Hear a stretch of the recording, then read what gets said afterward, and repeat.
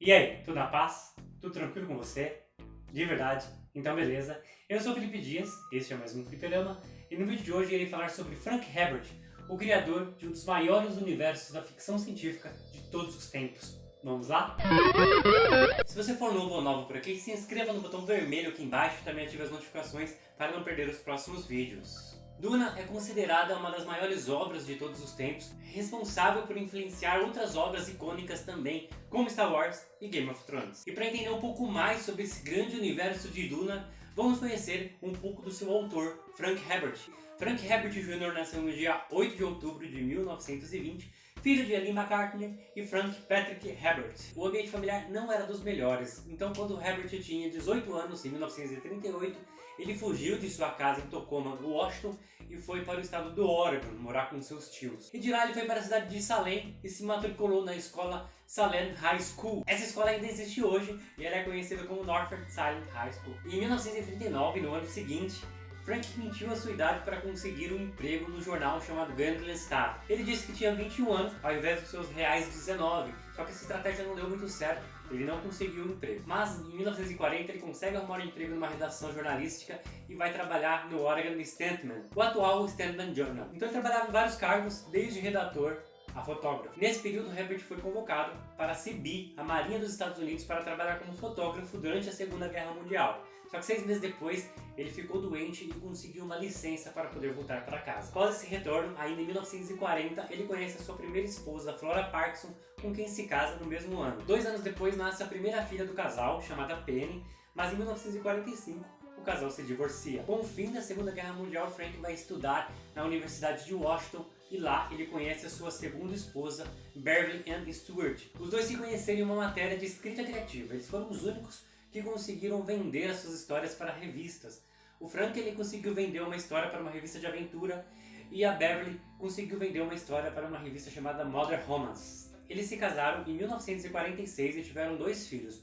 O Brian Patrick Herbert, que nasceu em 1947, o Brian inclusive foi o que deu continuidade para o universo do Duna de seu pai, mas eu falo disso um pouco mais pra frente no vídeo, e Bruce Calvin Herbert, nascido em 1951.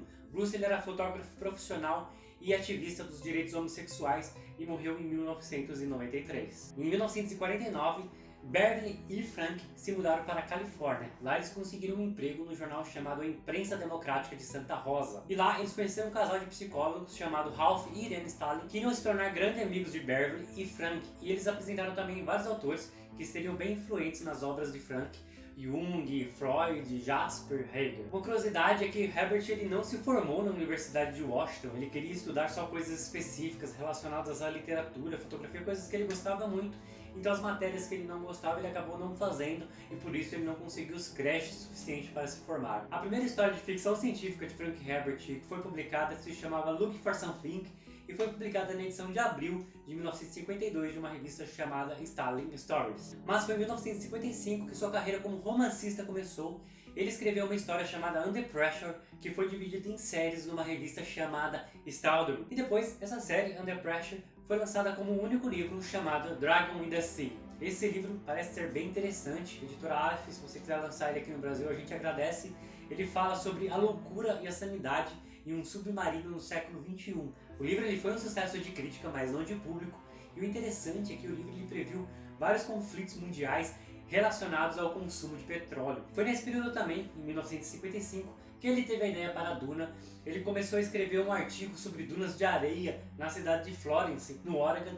Então ele fez uma pesquisa muito extensa para poder escrever esse artigo. No final das contas, o artigo nem foi escrito, mas todo esse material deu aquela sementinha para ele poder escrever Duna. Então em 1959, ele se sentou para poder organizar as suas ideias e começar a escrever o que seria sua obra-prima. E foi graças à sua esposa que Frank Herbert conseguiu ter tempo para poder escrever Duna. Afinal de contas, ela trabalhava em tempo integral como redatora em lojas de departamento. E foi esse trabalho que ela fazia que trazia sustento para a casa do casal. E com isso, Frank Herbert tinha mais tempo para poder se dedicar à sua escrita. Foram 6 anos de escrita e pesquisa para poder concluir Duna. Naquela época, Duna era um dos livros mais longos do gênero de ficção científica. Normalmente os livros não tinham tantas páginas assim. O livro ele foi lançado em formato de série em 2 partes pela revista Staldin. A primeira parte se chamava O Mundo de Duna, foi lançada em 1963, e a segunda se chamava Os Profetas de Duna, lançada em 1965. Essas duas partes foram lançadas em 8 edições diferentes. O romance Duna ele foi recusado por cerca de 20 editoras diferentes, inclusive um desses editores escreveu assim para o Frank: posso estar cometendo o erro da década, mas não. E ele realmente estava cometendo o erro da década, afinal de contas, Duna é uma das maiores obras da história da ficção científica. Então eu digo que ele não só cometeu o erro da década, como também o erro do século. Deve ser tipo as editoras que recusaram Harry Potter hoje em dia, né? Deve estar lá puxando seus cabelos. Mas uma editora pequena, chamada Charlton Book Company, resolveu comprar os direitos autorais do livro. Ela adiantou para Frank Herbert $7.500 mais os royalties para poder publicar o livro em capa dura. É interessante que essa editora antes publicava geralmente manuais de instrução, e Duna foi sua primeira grande publicação. Então no dia 1º de agosto de 1965, Duna finalmente era publicado. O livro foi um sucesso de crítica e no mesmo ano de seu lançamento ele ganhou o prêmio Nebulosa de melhor romance, e no ano seguinte ele ganhou o prêmio Hugo. Esses são os dois maiores prêmios da ficção científica, tipo Globo de Ouro e o Oscar. Duna é considerado o primeiro grande romance do subgênero da ficção científica chamado ficção científica ecológica. Duna é um romance complexo, vale a leitura inclusive mais de uma vez, pois seus temas são bem abrangentes e interrelacionados. Apesar de Duna ter ganhado os dois maiores prêmios da ficção científica e ter tido um ótimo sucesso de crítica, o livro não foi um best-seller imediato. Ele ganhou cerca de $20 mil com Duna, o que era realmente muito para a época, mas não o suficiente para poder viver integralmente da escrita. Mas é claro que o lançamento de Duna trouxe novas oportunidades para Frank Herbert, então ele começou a trabalhar como escritor no Seattle Post-Intelligencer, depois ele foi professor na Universidade de Washington, com as matérias Estudos Interdisciplinares e Estudos Gerais. E também ele foi trabalhar no Vietnã e no Paquistão como consultor social e ecológico em 1972. E ele também tirou um tempinho para trabalhar como diretor fotográfico de um programa de TV chamado The Timeless. E o sucesso comercial chegou entre os anos 70 e 80, onde ele escrevia vários livros ecológicos e filosóficos e também começou a dar continuidade para a saga Duna. Foram 5 livros lançados no universo Duna: O Messias de Duna, Os Filhos de Duna, O Imperador Deus de Duna, Os Hereges de Duna e As Herdeiras de Duna. Mas esse período não foi apenas alegria na vida de Frank Herbert. Em 1974, sua esposa foi diagnosticada com câncer e por causa de uma má operação, ela teve complicações graves e 10 anos depois ela faleceu. Outra curiosidade para vocês, a banda Iron Maiden tem uma música no álbum Peace of Mind que é baseada no livro de Duna.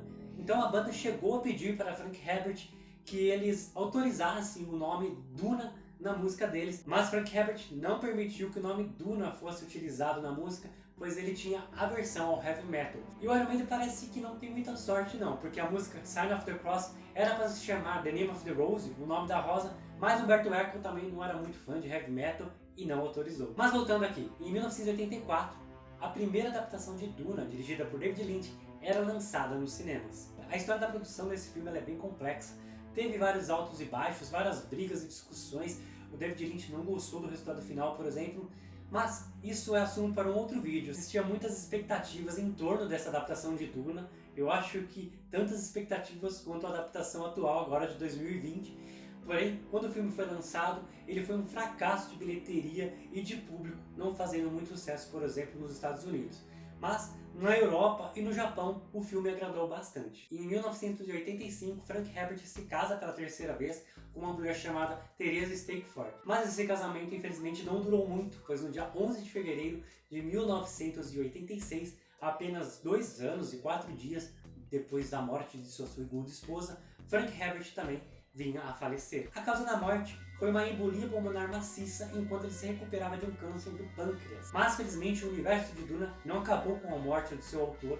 Ele deixou alguns manuscritos e rascunhos, e com isso o seu filho Brian Herbert e o escritor Kevin J. Anderson continuaram o universo. E já foram vários livros escritos ampliando esse universo, e esse universo vai se expandir ainda mais. Afinal de contas vai sair o filme, histórias em quadrinhos, séries de TV e muito mais. Esse é um ótimo momento para se ser fã de Duna, então vamos aguardar e esperar o que vem pela frente. Então é isso, pessoal, esse é o vídeo de hoje, espero que você tenha gostado. Se você gostou, se inscreve no canal, ative as notificações para não perder os próximos vídeos, deixa aquele like bacana também e compartilhe o vídeo nas redes sociais, que isso ajuda bastante o canal. E também comente aqui embaixo como está a empolgação para o novo filme. Você acha que vai ser muito bom? Você acha que vai ser ruim? Deixe sua opinião aqui nos comentários. E comente qual livro da saga Duna você mais gosta, beleza? Então é isso, pessoal. Muito obrigado por ter assistido o vídeo até o final e até a próxima.